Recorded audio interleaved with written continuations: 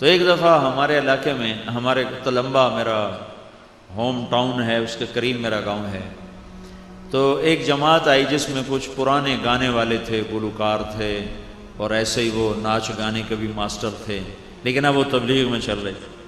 تو میں نے ان سے کہا یار یہاں ہمارے خسروں کا اڈا ہے، وہاں جا کے ان کو لے کر آؤ کسی سے۔ وہ گئے تو انہوں نے ایک مقامی آدمی ساتھ کیا، تو اب وہ بعد میں خود بتانے لگے کہ جب ہم نے وہ جھری میں سے جب نوک کیا نا تو جھری میں سے دیکھا تو ان کا بڑا گرو تھا، بھاگی اس کو کہتے تھے۔ تو بھاگی نے پوچھا کون ہے، کہ ایک بندہ ہے تے باقی مولوی ہیں، وہ جس کی داڑھی نہیں تھی نا، کہ ایک بندہ ہے تے باقی مولوی ہیں۔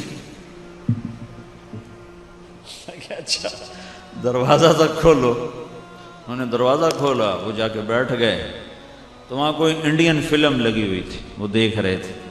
تو انہوں نے کہا بھئی ہم نے آپ سے کوئی بات کرنی ہے اللہ رسول، کہنے لگے حالی تاسی فلم دیکھ رہے، انہوں نے کہا چا ویکھو بھئی، وہ چپ کر کے بیٹھے رہے۔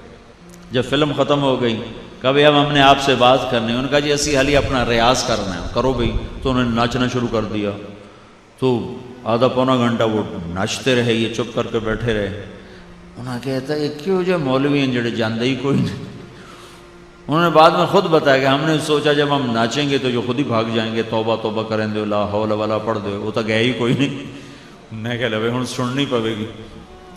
تو انہوں نے پھر کہا اچھا جی ہن سناؤ کی گل ہے۔ تو وہ ایک ان میں تھا نوجوان، طارق اس کا نام ہے، ادھر لاہور کا ہے، وہ ون مین شو میں بہت ماسٹر پیس آدمی ہے۔ تو اس نے ان سے بات کی، تو ان کا جو گرو تھا نا بھاگی، وہ تیار ہو گیا ساتھ آنے کے لیے۔ تو وہ اس کر لے کر مسجد میں آئے، تو میں نے کہا اس کو پہلے نماز پڑھاؤ۔ نماز پڑھائی، پھر میرے پاس بٹھایا، تو میں نے پوچھا کبھی تو نے نماز پڑھی ہے؟ کہا جی بس آج ہی پڑھی۔ میں نے کہا اس سے پہلے؟ کہا جی زندگی میں آج تک نہیں پڑھی۔ میں نے کہا کوئی جمعہ پڑھا ہو؟ کہا جی نہیں جمعہ بھی کبھی نہیں پڑھا۔ میں نے کہا کوئی عید پڑھی ہو؟ کہا جی عید بھی آج تک نہیں پڑھی۔ یہ میرا پہلا سجدہ ہے جو میں نے اللہ کو کیا ہے۔ تو میں نے کہا کیوں نہیں آتے ہو؟ عید تو پڑھ لیا کرو۔ کہا جی لوگ جو نفرت کرتے ہیں تو پھر ہم نہیں آتے، ہم نہیں آتے۔ خیر میں نے اس کو اپنے ساتھ بٹھا کے کھانا کھلایا، اکرام کیا۔ بڑے بڑے اس نے بال چھپا لیے نا، وہ بڑی ساری پگڑی باندھ کے نا، تو اس نے بال سارے سے اوپر کٹھے کر کے یوں پگڑی باندھ لی ہوئی تھی۔ تو میں نے اس کا بڑا اکرام کیا، بڑی محبت سے بٹھایا، تھوڑی بات کی۔ اگلے دن پھر اس کو بلایا، پھر اس کو اپنے ساتھ بٹھا کے کھانا کھلایا۔ اگلے دن پھر اس کو بلایا، تو وہ بڑا حیران ہو کر کہنے لگا جی سانتا جی مولوی نیڑے نہیں لگن دیں تے گلاس نو ہاتھ لا گئے تو انہوں بھی دو چھڑ دیں، تسی کیوں جو ہو سانو نال بات روٹی کھوائی جاندے ہو۔ پھر میں نے اسے کہا تم ایسا کرو، یہ دین تیرا بھی ہے میرا بھی ہے، نبی میرا بھی ہے تیرا بھی ہے، تو دین سیکھنے کے لیے تبلیغ میں جا۔ کہا اچھا جی چلا جانا۔ تو وہ 3 دن کے لیے پھر جماعت میں گیا۔ ہوتے اکثر تو یہ مرد ہوتے ہیں، بنے ہوتے ہیں، گزرے۔ یہ کوئی میں آپ کو 6 سال پرانی بات بتا رہا ہوں، 7 سال۔ 3 دن کے بعد وہ واپس آیا ہے، تو اس نے ناچ سے توبہ کی، پہلی صف کا نمازی بنا، داڑھی اس نے رکھی، شادی اس نے کی، اللہ نے اس کو بچے دیے، اب وہ قرآن سیکھتا ہے، نماز پہلی صف میں پڑھتا ہے۔ اور ایک اس نے مجھے آزمائش میں ڈال دیا، انہوں نے کہا گل ہے مولانا صاحب میں نے آمدہ جاندہ کچھ نہیں، میرا خرچہ ہوں ساری حیاتی تو تیرے ذمے۔ میں کہا چلو وہ میرے ذمے تو ہے، کام چھڑ دے۔ وہ کہا ہم تو تنکا توڑ کے راضی نہیں ہیں، تو اب مجھے کام تو کوئی آتا کوئی نہیں، لہٰذا میرا خرچہ تو نے اٹھانا ہے، جب تک تو زندہ ہے یا میں زندہ۔ میں نے کہا چل ٹھیک ہے، جب تک میں زندہ ہوں تو زندہ ہے، تیرا خرچہ میں اٹھاؤں گا۔ اس نے کوئی 10 ناچنے والوں کو بلا کر میرے سامنے ان کے بال کٹوائے، ان سے توبہ کروائی۔ ایک ناچنے والا مجھے پھر نظر آیا، سرخی پاؤڈر لگایا ہوا، اور میں کہا وہ تیرے نال کی بنی؟ آندا جی مسجد وڑیاں، تو مولوی صاحب آ کے خسرا کدے وڑایا؟ کڈو اینو بایا۔ بس پھر مڑو نراما تے ٹر پے۔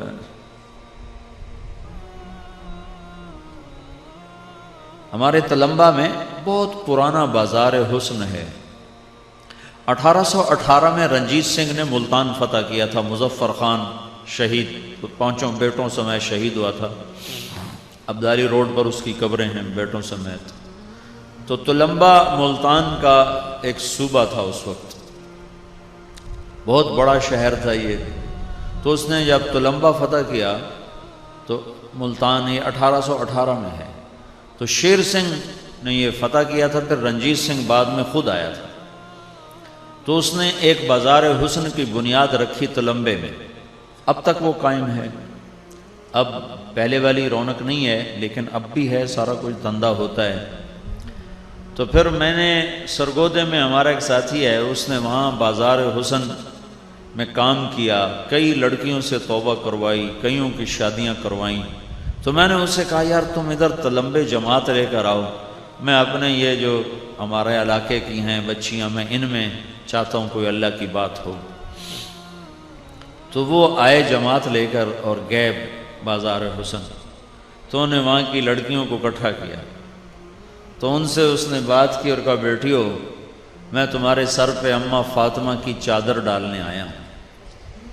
یہ کہنا تھا کہ ساری طوائفیں ایک دم پھوٹ پھوٹ کے رو پڑیں اور کہنے لگیں یہاں تو لوگ ہمارے کپڑے اتارنے آتے ہیں، تم کون ہو جو چادر ڈالنے آئے ہو؟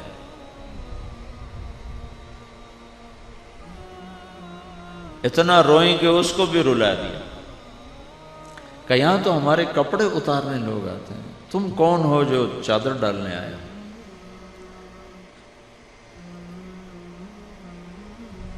ایمان بھی کیا چیز ہے۔ پھر خالد عباس ڈار ہے، وہ 3 دن کے لیے ہمارے تلمبے جماعت میں آیا۔ جواد وسیم ایک اداکار ہے، میں نے ان کو بھیجا، میں نے کہا جاؤ ان سے بات کرو۔ پھر وہ گئے، انہوں نے ان سے بات کی، تو انہوں نے مطالبہ رکھا کہ آپ کہو مولوی طارق جمیل جو ہمارے علاقے کا اتنا مشہور ہے، لوگوں میں واز کرتا ہے، ہمیں کیوں نہیں اللہ کی بات سناتا؟ ان سے کہو ہمیں اللہ کی بات سنائے۔ تو میں نے کہا اچھا ٹھیک ہے۔ تو وہاں میں نے ایک چھوٹا سا سکول بھی بنایا ہوا ہے، گرامر، بچوں کو اچھی تعلیم دینے کے لیے۔ تو اس سکول میں نے ان کو جمع کیا، وہ 60-70 اکٹھی ہوئیں، کچھ ایجڈ کچھ جوان، 30-35 جوان تھی، دبئی ناچنے جاتی تھی۔ تو میں نے ان میں بیان کیا، میں نے صرف کیا بیان کیا کہ عورت کا دین میں کیا مقام ہے، جب یہ ماں ہوتی ہے تو کیا مقام ہے، بہن ہوتی ہے تو کیا مقام ہے، بیوی ہوتی ہے تو کیا مقام ہے، بیٹی ہوتی ہے تو کیا مقام ہے۔ جب میں نے یہ بیان کیا کہ اللہ کے نبی نے فرمایا تھا کاش میرے ماں باپ زندہ ہوتے، اور نہیں تو میری ماں تو ہوتی، اور میں عشاء کی نماز کے لیے مصلی پہ ہوتا اور سورۃ فاتحہ شروع کر چکا ہوتا، اور ادھر سے میرے گھر کا دروازہ کھلتا اور میری ماں مجھے کہتی بیٹا محمد، تو میں اپنی ماں کی خاطر نماز توڑ دیتا، اور میں کہتا جی اماں جان میں نماز دوبارہ شروع کر ساں، تساں حکم کرو کی حکم۔ تو وہ اتنا روئیں، وہ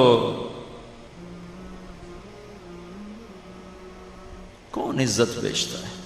جب مالدار لوگ زکوٰۃ نہیں دیتے تو پھر طوائفوں کے اڈے آباد ہو جاتے، پھر عزتیں نیلام ہو جاتی۔ قربان جاؤں اللہ کی رحمت۔ میرے نبی نے فرمایا بنی اسرائیل میں ایک نوجوان تھا جس کا نام تھا کفل۔ ہر رات نئی لڑکی اس کے پہلو میں آتی تھی۔ ایک رات ایک لڑکی کو لے کر آیا 60 دینار۔ 60 دینار آج کے سونے کے ریٹ کے مطابق 6 لاکھ روپیہ بنتا ہے۔ جب اس کے ساتھ کمرے میں الگ ہوا تو دیکھا تو وہ رو رہی تھی۔ تو کفل نے پوچھا کیوں رو رہی ہو؟ تو اس نے کہا کفل میں پیشہ ور نہیں ہوں، میں عزت دار ہوں، مجھے بھوک نے یہاں تک پہنچا۔ جب مالدار لوگ زکوٰۃ نہیں دیتے تو غریبوں کی بیٹیاں نیلام ہو جاتی۔ کیا ظلم و ستم ہے! یہ کوئی تھوڑا ظلم ہے کہ پیسہ ہو اور زکوٰۃ نہ دے، ذمہ دار ہو اور فصل کا عشر نہ دے۔ تو کفل کی آنکھوں میں آنسو آ گئے۔ اس نے کہا تو میری بہن ہے، جس عزت کے ساتھ آئی ہے اسی عزت کے ساتھ واپس چلی جا، اور میں بڑا کتا انسان ہوں، میرے لیے دعا کر اللہ مجھے معاف کر دے۔ اور کفل کو نہیں پتا کہ اگلے گھڑی فیصلہ کیا ہو چکا ہے۔ وہ بچی گھر پہنچی، پیچھے کفل مر گیا۔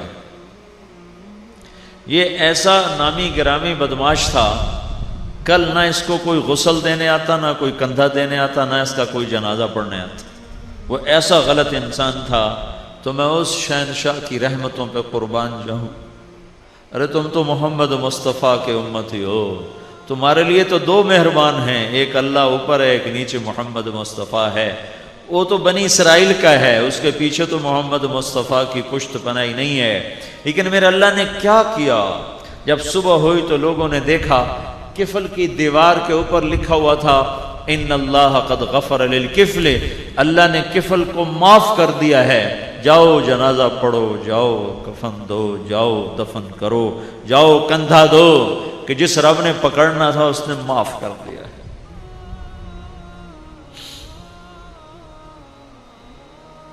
میں نے کوئی پونا گھنٹہ بات کی، وہ زاروں قطار روتی ہوئی وہاں سے گئیں۔ تو 2-3 دن گزرے تو مجھے خبریں آنی شروع ہوئیں کہ ایک بچی بھاگ گئی، اپنے رشتہ دار کوئی اور تھے، ان کے جا کے پاؤں میں گر گئی، میری کہیں شادی کرا دو، مجھے اس گند سے نکال دو۔ 2-3 بچیوں نے توبہ کی کہ اب ہمیں ٹکڑے ٹکڑے کر دو، اب ہم یہ کام نہیں کریں گے۔